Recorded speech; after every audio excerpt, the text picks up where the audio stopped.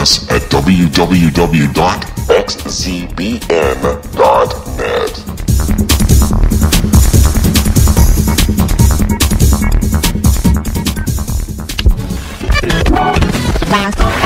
All Hit Radio.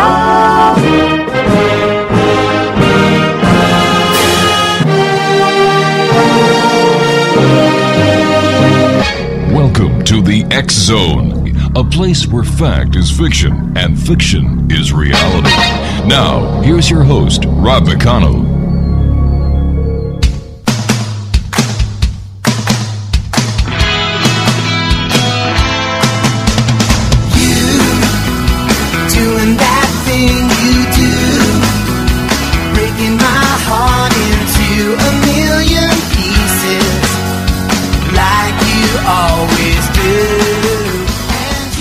And welcome to the X Zone, everyone. My name is Rob McConnell, and for the next 4 hours, I'm your host and your guide as together we cross the time-space continuum to this place that I call the X Zone. It's a place where people dare to believe and dare to be heard. It's a place where fact is fiction and fiction is reality.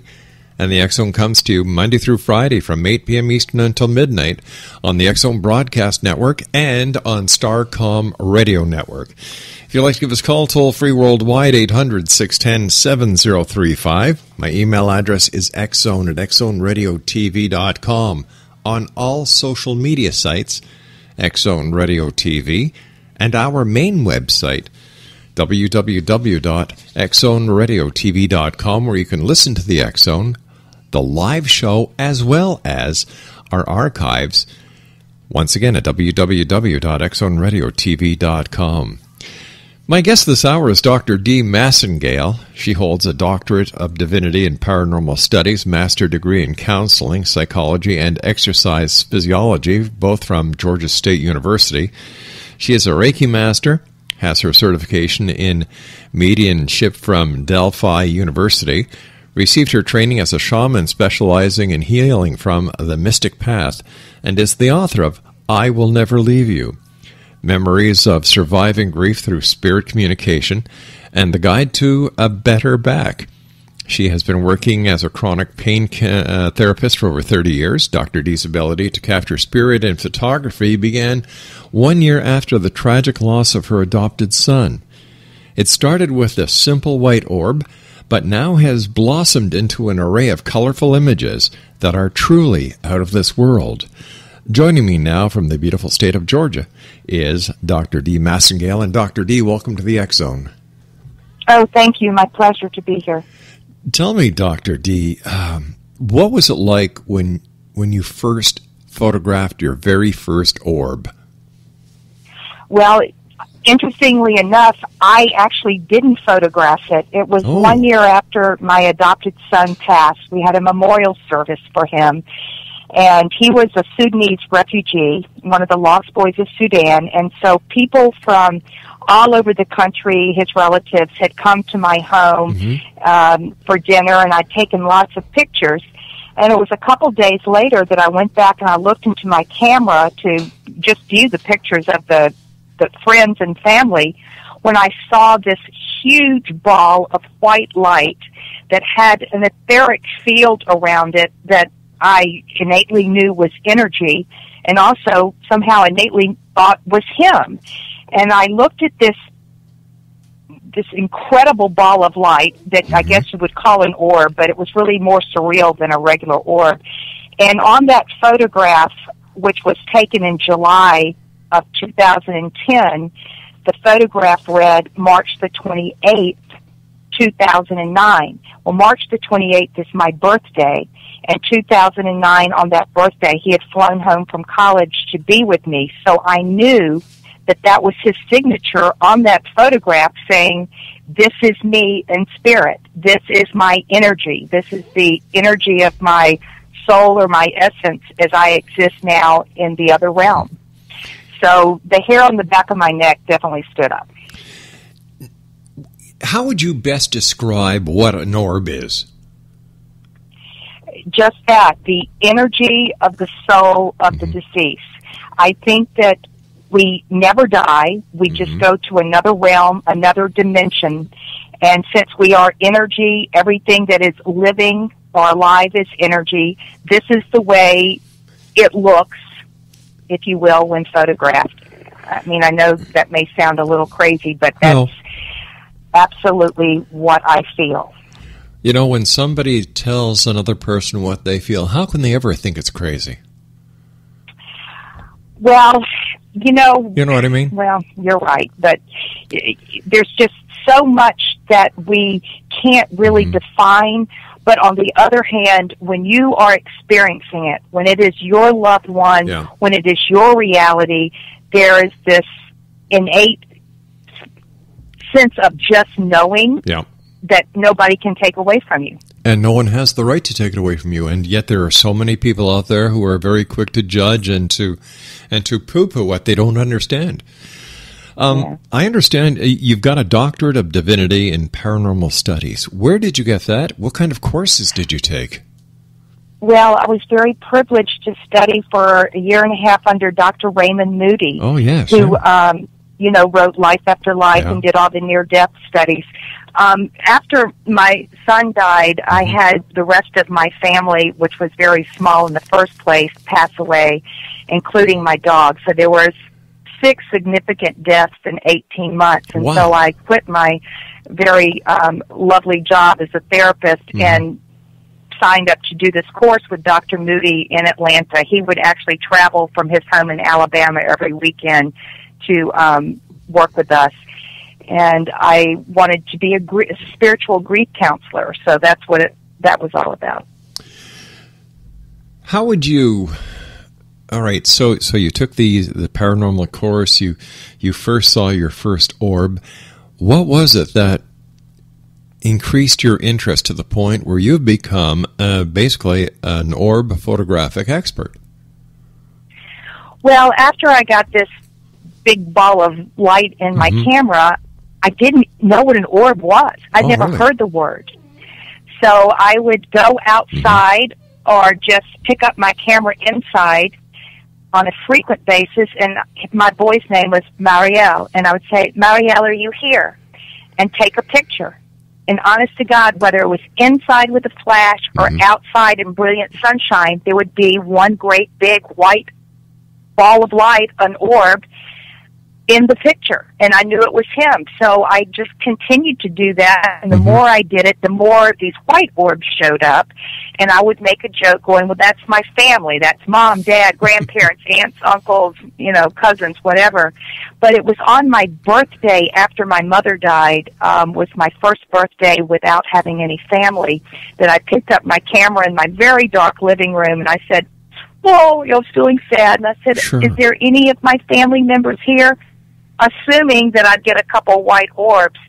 But instead, I got this beautiful rainbow orb that hovered over my parents' photographs on my mantle above the fireplace, and a beautiful green orb that hovered over Marielle's picture.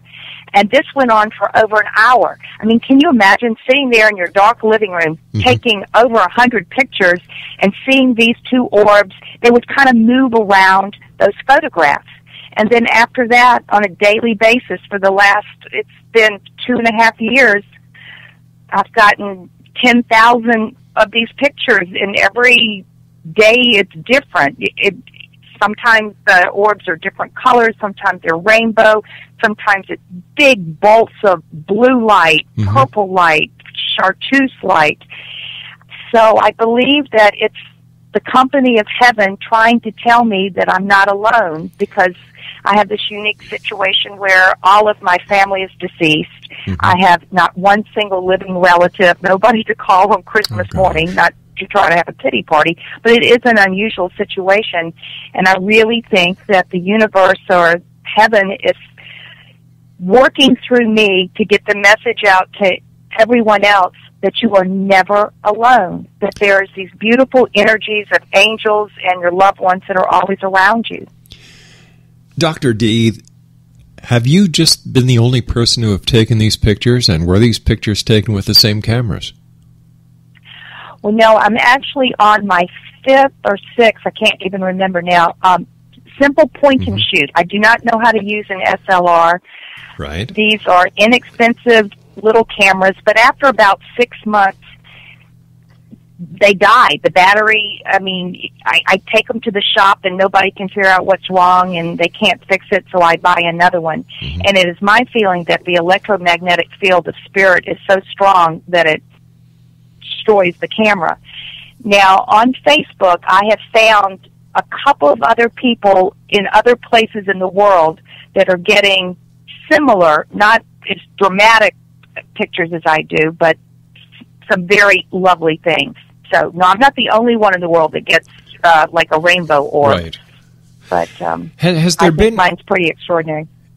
Have you ever had anyone else at your house who has had a camera and who has seen the orbs at the same time you have, and have they been able to take pictures of these orbs as well?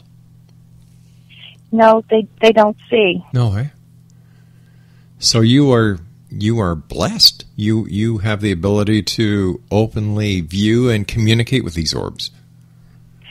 I do feel blessed, absolutely. Yeah. What are you going to do with the knowledge that you have, with the ability you have to see these orbs, communicate with these orbs? What are your plans? Well, I feel like the message that I am trying to get out is immortality and that there is heaven on earth. I would love to do like a coffee table book with, great big pictures and maybe some captions that are comforting to people. That's my goal, is to try to do a book with it. I love the idea that you want to bring comfort to those who are in need, and I would imagine that this is part of your past as a grief counselor that is coming out. Right.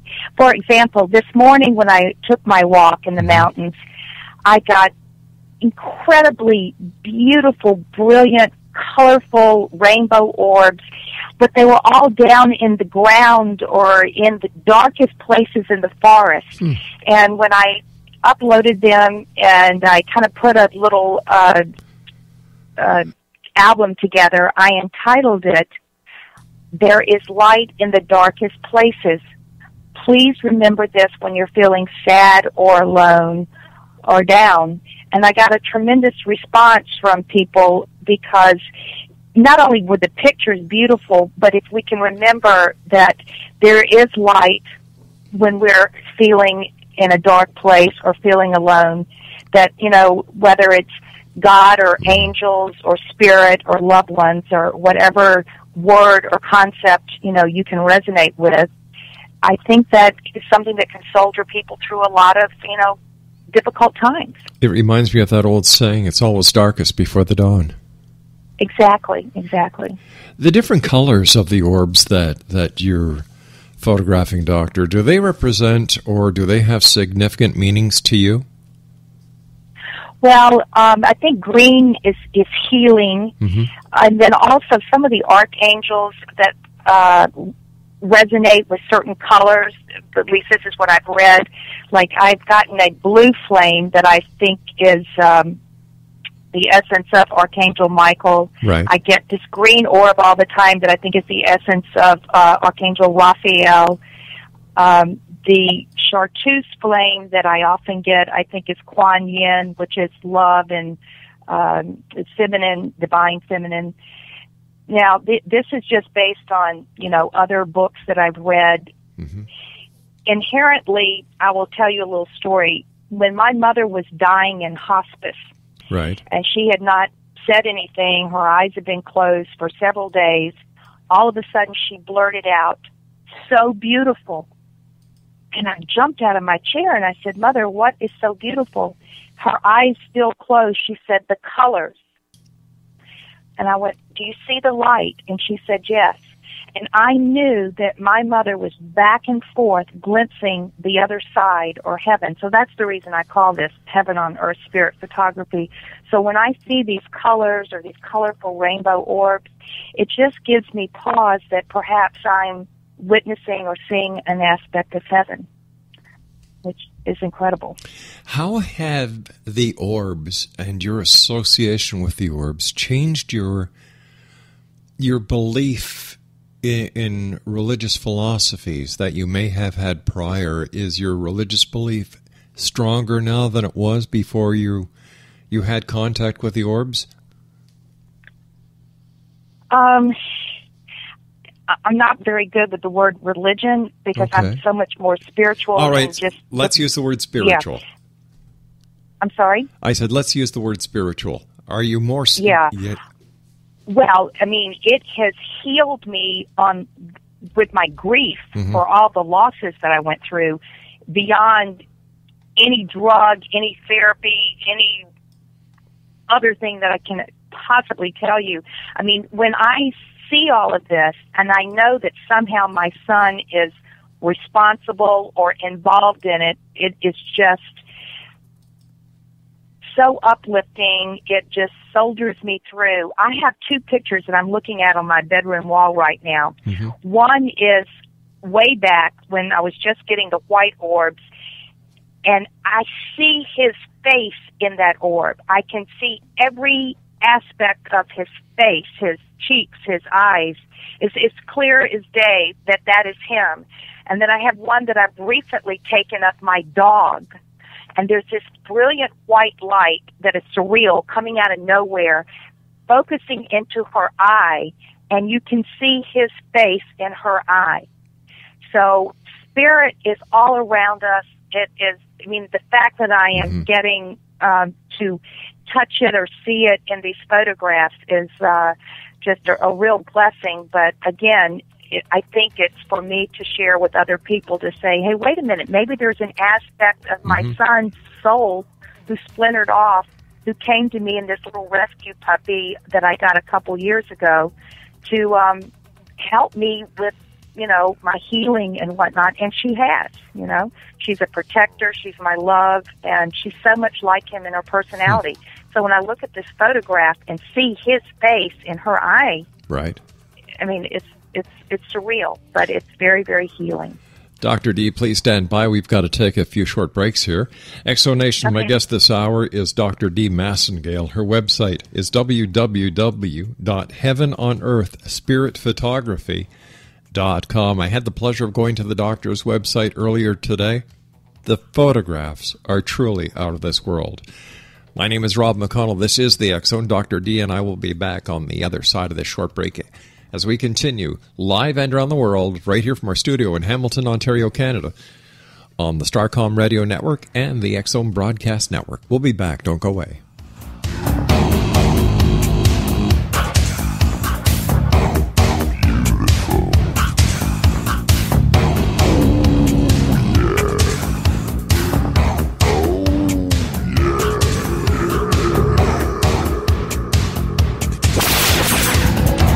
Ever wondered if your advertising dollar is really working for you? If your ad would have been here, you and more than 4 million people would be listening to it right now. Contact ads at xzoneradiotv.com. Manifestation is driven by imagination, intent, and passion.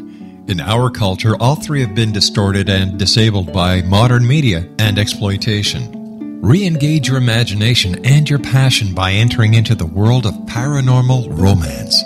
Kahir O'Donnell takes her readers on an exciting journey into the endless possibilities of loving, passionate, and mutually respectful male-female relationship. Her latest book, The Long Dark Night, features special ops adventure, a daring rescue, a psychic woman from the stars, and a special agent that will die to protect her. The Long Dark Night by Kahira O'Donnell is now available at KahiraO'Donnell.com or Amazon.com.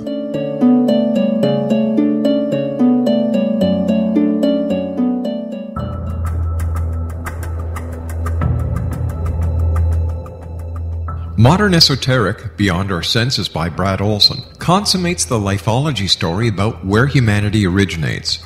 It is the lost continents, the primitive wisdom, the mythos of creation, and the rethinking of ancient history as we are taught in academia.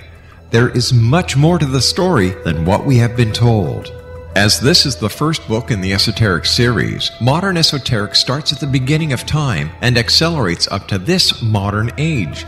Future Esoteric is book 2 in the series and takes a forward-looking position ahead of today with an open and honest examination of the ET issue and various unexplained phenomena.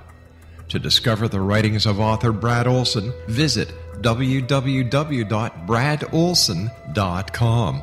That's www.bradolson.com. Wouldn't you love to know the secret to everything? Well then, meet Dr. Kimberly McGeorge and her cutting-edge breakthrough knowledge that combines science with possibility. Dr. Kimberly brings real-life answers and healing to those open to alternative solutions. She teaches solution-based programs and classes that will change all areas of your life forever. Specializing in conscious creation, intuitive readings, and energy medicine, you can rapidly shift health, relationships, business, and money and abundance challenges quickly. Receive her best-selling book, Secret to Everything, at no cost by going to secrettoeverything.com/X-Zone. That's right, transformation can start now. Just go to secrettoeverything.com/X-Zone and receive Dr. Kimberly's book for free.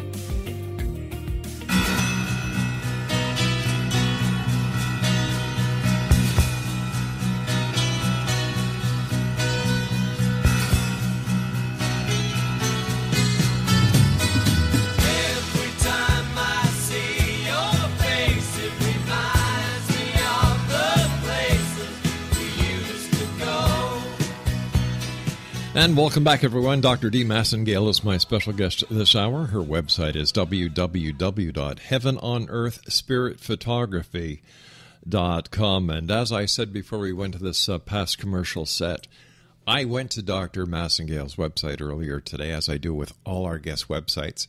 And I must tell you, the photographs that she has there are truly, truly beautiful. And I have to ask you, Doctor, is that how they are photographed? Do you do any color enhancement or anything to those photos?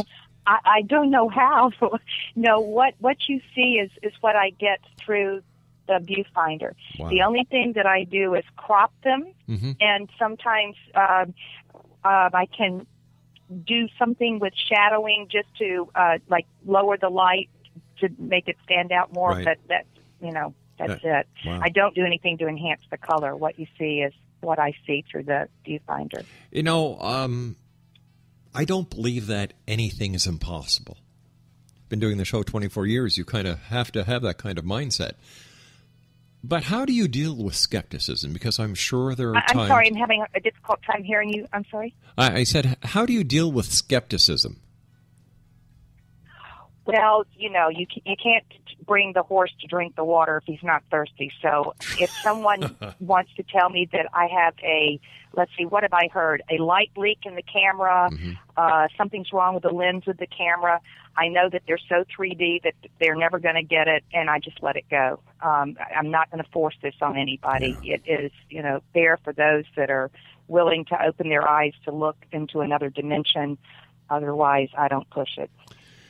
What photos have given you the most pause? The photograph, you say? Yes. I believe the one that we just spoke about, where I see my son's face clearly in the eye of my dog with a surreal light going into her face that doesn't have a beginning. So it's not like a sunlight, because all of a sudden you just have darkness and then there's this bright light. It splinters over my doggie's face, and there is Marielle in her eye. I was like, what a gift. Yeah. Has there ever been a time when you have felt as if the orb was trying to communicate with you? Well, interestingly enough that you asked that, what I'm trying to do now, upon the request actually of a friend who had some adopted children, she said, do you think you could get the spirit picture over my children so that we could tell them that their angels are around them? And I said, well, sure.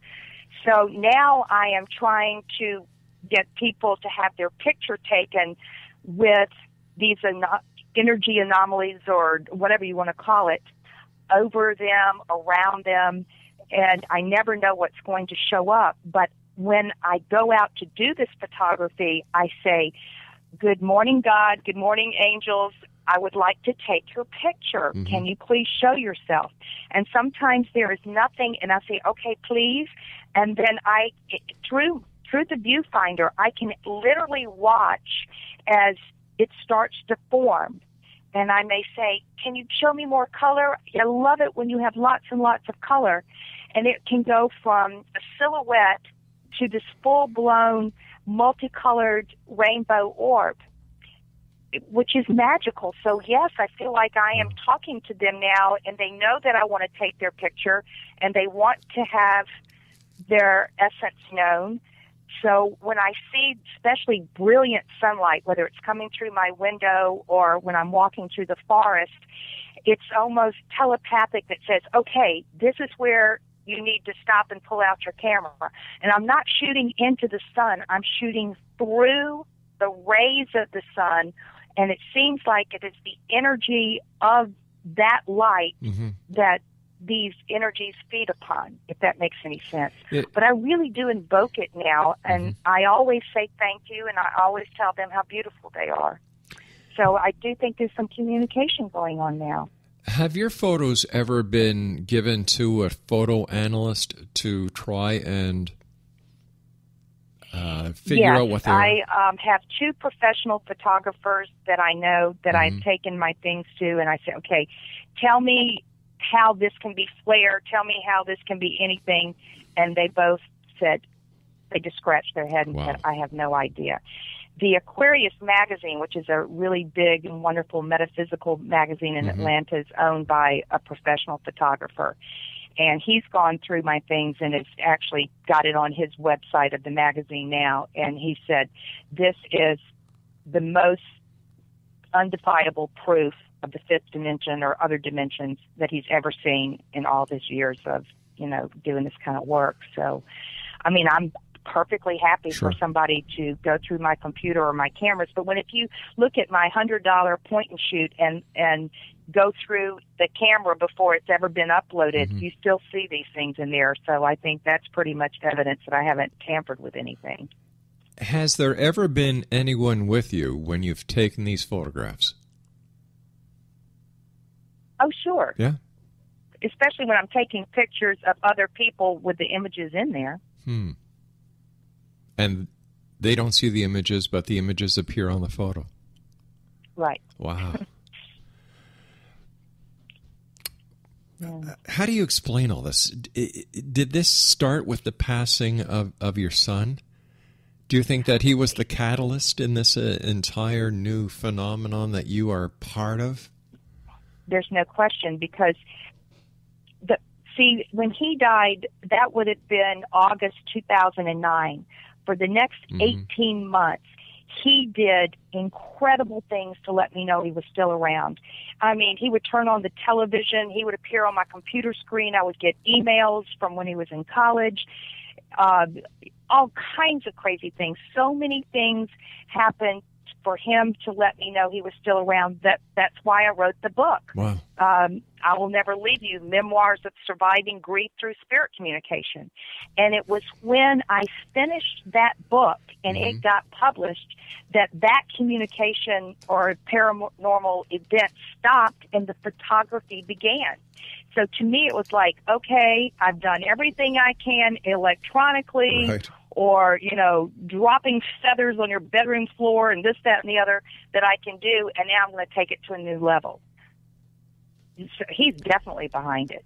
He is a very highly evolved old soul that, as I think I mentioned, I had said to him over the years, since I didn't have children, I was divorced, I had no brothers and sisters, all my family was deceased. I said, "Are you going to take care of me when I'm old?" And he always said, "I will never leave you." And this is just an extension of that. And I think the green orb that I get on a daily basis is him. It would have to be, because in all the different cameras I've had, there's always this beautiful green orb in my pictures. So that's what I choose to believe, that is him. Have you ever gone to a medium and tried to make the spiritual connection with him on the other side? I have been to so many mediums, and he comes through stronger than a tornado every single time. The very first time I went was about 3 months after he died, and I didn't even know what a medium was. I don't even know how I ended up in this guy's office, but he was so brilliant in his channeling that I cried for an hour taking notes. It felt like Marielle was in the room. And they all say, oh, there's this, because I told you he was African refugee that I adopted. So, I'm a Caucasian older woman. I go sit down with someone I have never met, and they say, there's a tall, young black man standing behind you who has so much love for you that it's bringing tears to my eyes. Somebody just doesn't make that up. No. And it's incredible. So, yes, I have had a lot of communication with him through mediums. Prior to your orb contact with your son, did your parents or anyone from your family who had passed ever try to communicate with you, or might it have been that they were trying but you just never gave it any notice? My father died when I was 15, and I saw him. I had an apparition of him 2 nights later, but I was so young and didn't know what that meant that I never told anybody until a couple years ago. And then right before Marielle's car accident, a couple months before, I started sensing in the middle of the night that my dad was around, and I found a photograph in my bedroom floor of his gravesite with the flowers from many years ago, and all those pictures were in the attic. So I somehow knew that Daddy had put that there, and I didn't know why I was feeling that, but now I know that he was somehow trying to prepare me for this big shock of Marielle's passing in that car accident, to let me know he was around. After my mother died, she has come to me in dreams, and she's come through some channeling with the mediums, but nothing from either of them as profound as with the young man. You spoke briefly about angels before. Can these orbs be either a spirit or an angel? Well, in some of the pictures, you can see this white light that doesn't have a beginning. No, wait a minute. Has a beginning and has an end. So in other words, it's not like a ray of light or sunlight. And some of the shapes are angelic. Some of the colors, the beams, it's just so surreal that I don't know what else to call it. Again, that just goes on your own intuition or what, your own gut tells you. I have no way of proving that. But I have a feeling of bliss and comfort with some of this, especially the light, the white light that I see that just really no other explanation for. Based on the communication that you've had with your son and the other members of your family in orbs, what do you think happens to us at the time of our death? Well, I learned a lot about this with my studies with Dr. Moody, with his near-death experience or studies. I believe that, and Marielle, actually, he came back and he told me he had a tragic car accident, and he said that he was pulled into this brilliant light, and all of his suffering that he had on Earth, because he was a child of war and had really gone through more hell than you can believe, he said was gone. All the pain of this life was gone, and that he was in this beautiful place where he could travel anywhere he wanted to go, do anything he wanted to do, and that is just wonderful. So I have developed zero fear of death from all of this, mainly because of what he's told me and what I believe to be the essence of being in that light. We've had the pleasure of having Dr. Moody on the show a number of times. And he is truly a remarkable, he's a wonderful man. He is. He truly is. He truly is. How is it that you adopted a young gentleman from Sudan? Here you are on the east coast of the United States, Sudan being where it is, and yet, I'd love to hear the story if you don't mind. Yeah, well, I had been a volunteer for the International Rescue Committee in Atlanta since the Kosovo crisis. Right. And this is an organization that resettles refugees, which are people that are persecuted by war or religion. You know, they're not illegal immigrants. They are absolutely legal and resettled here by our government because of their situation in their homeland. Yep. And so when the Lost Boys of Sudan, which is what they were called because they were all lost from their parents when they were very, very young children, 158 came to Atlanta, and he was in the batch that came about 6 months into it, and it was a soul connection. When I met him, I was delivering clothes at his apartment. Nobody was there, and then he walked in as I was leaving, and he said, "Hello, my name is Gabriel." And I'd never met anybody named Gabriel, and I said, "Oh, like the angel." Those are the first words out of my mouth. Well, it turns out, and it's a very long story, not for this show, that was not really his name. He had taken on his cousin's name for another I'm not going to go into it, but I knew at that moment that I had met an angel. He was just different. Everything about his essence was pure love. And a couple months down the road, he called me and he said, "I've got a toothache and you need to take me to the dentist." And when I took him, she said, "You know, I think he's a lot younger than the rest of the guys. And he wanted to go to school, but you cannot get into high school if you're 18 or older." And so this dentist, this doctor, wrote a note saying that she thought by his x-rays that he was 17. So I took him to the court and got guardianship and took him into my home so that we could enter him into high school. But it was a soul connection. We've had so many lifetimes together before. It's incredible. Wow. And if I can share, the night that he died, please, he left my home at 9:30. He borrowed my car to go visit friends, and 30 minutes later, I went into some kind of crazy trance where I started speaking another language, and I was wailing in grief. And I've come to learn that I was speaking in Native American Cherokee language. And 2 nights later, I had a dream that wasn't a dream. It was almost like a astral travel, or I don't know what it was, where I was a Native American man, and I was grieving over my beautiful young wife who had just died. And when I woke up, I knew that she was him. In other words, this African boy that I took in was my wife in a past life when I was a Native American.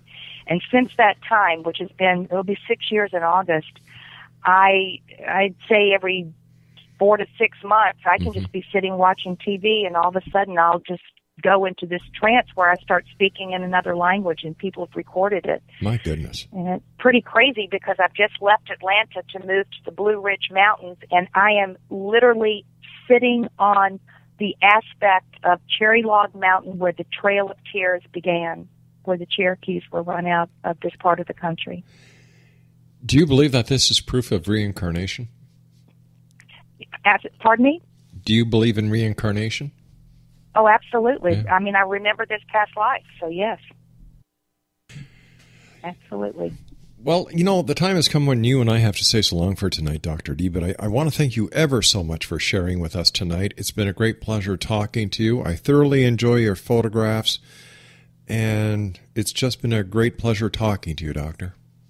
Well, thank you for listening to my story. I appreciate it.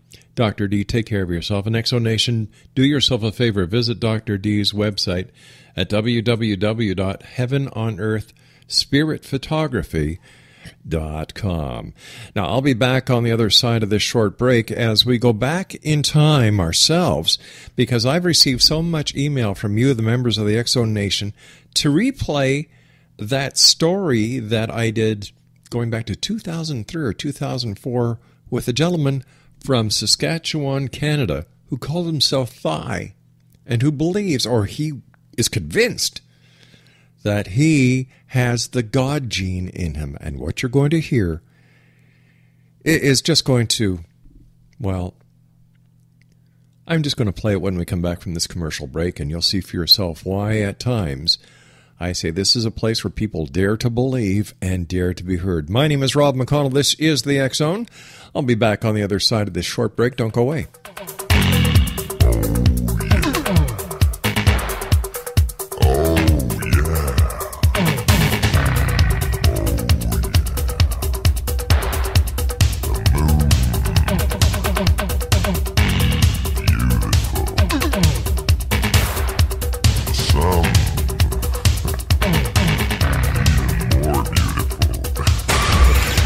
A drug dealer made a serious mistake when he dared peddle his poisons on the schoolyard of Robert W. Morgan's preteen daughter. Morgan, a budding film director, tracked him to his hidden Everglades lair where his meth lab mysteriously blew sky high. When Morgan's demands to police to make grammar school playgrounds safer from drugs were ignored, he sought the counsel of CIA operative Frank Sturgis. Again, he was warned to give up what was becoming an obsession. Instead, Robert used his reputation as a filmmaker to infiltrate the mafia by stroking their egos and offering to make films for them offshore so they could import them as foreign product without paying taxes. When they agreed to build him a studio in Panama, Robert called the DEA and FBI and offered to work undercover. In time, their combined efforts revealed how the mob was secretly laundering billions of dollars through the Vatican Bank in Rome before returning to the States as foreign investments. Now read Morgan's story, Citizen Spy, Vatican Cover-Up, The Mob, Money Laundering, and Murder, available at Amazon.com, BN.com, and Borders.com. You're listening to the X Zone Radio Show on the Talkstar Radio Network. www.talkstarradio.com.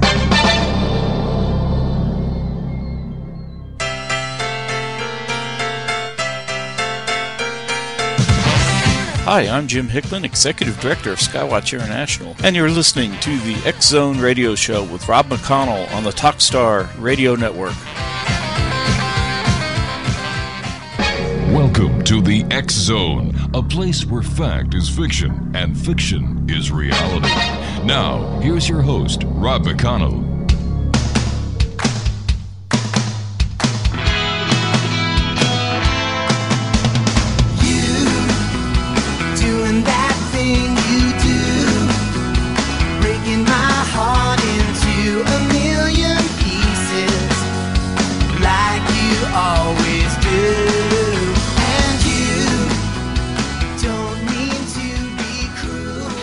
Now from Saskatchewan, somewhere between Calgary and Regina, is a gentleman who has a very interesting story to share with us. Joining me now is codename Thigh, and Thigh, welcome to the X Zone. Hi, how are you? I'm doing pretty good. Now, you've got a very interesting story to tell.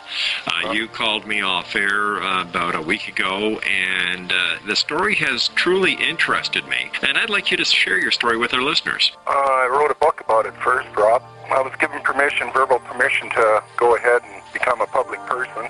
Now, when you say given permission, who are you given permission by? By the CIA. All right. Verbal permission. Now, wait a second here. Hold on. I'm sure a lot of our listeners are saying, wait a minute, he's in Saskatchewan. What does Thigh have to do with the CIA? I was born with the Christ gene, or God's gene, and I was registered with it when I was 4 years old. Now, the Christ gene, is that unique? Yeah, it is, I guess. Very unique, because we're all classified people that were born with it. Are you tracked by the security agencies? Are you considered to be a threat to national security? No, I'm okay. I had clearance a few years ago to go right up to the Prime Minister. That's interesting, and yet I'm sure people are saying, yeah, it's also very far-fetched. No, it isn't. All right, tell me your story. Tell our listeners your story. Well, I actually wrote a book about it. And what's your book called? It's called Virginity. Okay. It comes from the book of Revelations. Mm-hmm. So anyways, I was in a car accident in 1994, and then shortly after that I was told that I was born with the Christ gene, and that I'm in a CIA UFO program for people born with this condition that they believe are maybe the second Christ. Uh-huh. And into it. Mine was David of the Bright Morning Star. That's just the word that they use. You actually fill out papers and stuff here in Canada through the Secret Service up here. And in this program, we use a roadmap for modern times and the Bible and the ability to communicate with the Elohim UFOs. Have you ever seen a UFO? Oh, piles of them, yeah. How do you communicate with them? Oh, I was born that way. Is it telepathically? Yeah. I have a fourth level of perception, and I was first found out to be able to do that when I was about 4 years old. Like back in the 50s, all they had to do was take a genetic test, and they'd find out that you have this gene, and then they would register you as a UFO person, and then they would protect your identity, which I've appreciated. Well, that's why we're calling you Thigh. Yeah. So my identity has always been protected, but however, over the years, people see the odd thing and stuff, so. Now, what is the connection between the CIA, the Canadian Security Intelligence Service, and extraterrestrials? Well, they've always had something to do with the Elohim ever since the 1950s. There's been contact made, decades ago. Do they pose when I say they, do the aliens pose any threat to the security and safety of Earth? Well, the Elohim aren't aliens to begin with. They're humans, just small humans. And they actually, at times, work with our secret services. Could these Elohim be interpreted as the gods of the past? Absolutely, 100%. So what we're doing is we're actually tying in the extraterrestrial biblical connection. Well, there's a big mistake here, Rob, when you use extraterrestrial, or, when you talk about aliens and stuff like that. Okay. First off, there is two different species. There's one that's extremely friendly with humans, which are creators. Right. And then there's the other ones that the system calls the Greys, which are alien, and they're not terribly friendly with humans. So the whole system, the UFO system, is covered up by our government, say, because on one sense, maybe 90% of the UFOs are friendly and maybe 10% of them aren't. Now, these Elohim, or Elohim as you call them, Elohim, yeah. Where do they originate from? Well, all indications are they must come from Virgos, constellation Virgos, or Virginis. So by calling them aliens or extraterrestrials, if they didn't come from Earth, then they are in fact ETs or aliens, right? Well, they're humans, just like us. All right, so they are human in appearance, but ET in origin. How's that? Well, I don't look at them that way, no. All right. You obviously have had continuous contact with them? Yes, ever since I was a little boy, yeah. How do they treat you? How do you know where they are? How do you know when they're coming to visit? Yeah, you can usually just sense them, or I can bring them down on occasion, or if somebody's really sick or injured or something like that, I'll use them for that. How do you use them? Well, it's all explained in my book. It's the same condition that Jesus Christ had, and it's the same condition that King David had. The laying of hands. It's more complex than that. Psychologists and psychiatrists are aware of the condition, and everything is known about it, eh? It's just not available to the general public. You're listening to the X-Zone. My name is Rob McConnell. Joining me now from somewhere in Saskatchewan is Thigh. Thigh claims to have the Christ gene in him. Apparently he's registered with the CIA, the Canadian Security Intelligence Services, and is able to communicate with, are they our creators? That's correct, yes.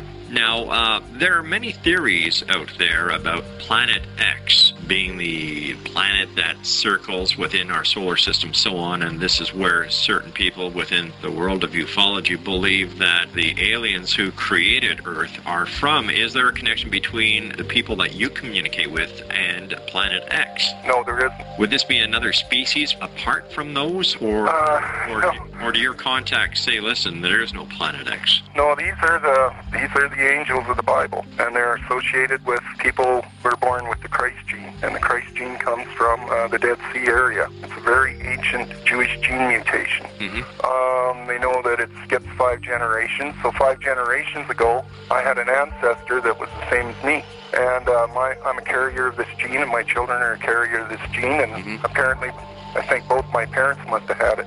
So part of this gene is you have a fourth level of perception, a high level of perception. So you're rated in world population with perception. To your knowledge, Thai, how many other people are there out there today with this gene and who are actually part of the Secret Service and CIA? Most people, Rob, that have this gene work for the CIA or the Secret Services. We're very sought after for remote viewers and stuff like that.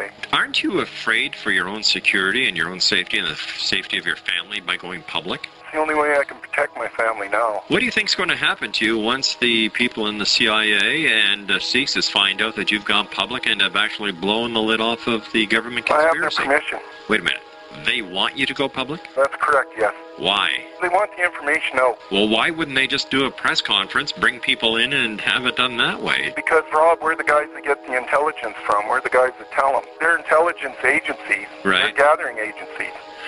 Now, they have to get the information from people like me. Okay, all right, but if you're information. But if you're watching the news, it's the president who comes out and makes the big announcements, and by his side are his intelligence directors and his director of FBI, his secretary of defense, but he makes the statement. So why wouldn't the government come out and have you, the remote viewers, or those born with the Christ gene, standing side by side with them at a press conference and where they can answer questions and add credibility to your statements? To me, it looks like they're hanging you out to dry. Well, that's why I'm the lamb. I'm the first one to come out. There's another reason why I'm coming out. I have a fatal injury, and I'm not expected to live that long. So I'd like to have the truth out, Rob. What kind of injury is it? Is it something that was sustained while working for these people? No, I had a car accident. Here's a question, and please don't take it wrong. How come the people or the Elohim cannot help you and cannot? Well, they have. If all of my medical records were released, my genetics were released to the general public, it would show beyond a shadow of a doubt that I'm not a true Homo sapien. I differ in the nervous system and the brain system from a Homo sapien, and that's what the genetic condition does. So I can sustain and still stay alive with a fatal injury that an ordinary person can't. That's because I use about 35 to 45% more of my consciousness than an ordinary person. And it's caused from genetics. Have you ever had your IQ tested? Well, I'm just average. How can somebody walking down the street tell by looking at you or the others who have the Christ gene that you're special? Oh, nobody could tell. No. That's why we're kept a secret. I could not have enjoyed an ordinary life if it was released back when I was a kid. Tell me, have you worked on any government projects, for example, remote viewing looking for bin Laden, or working to...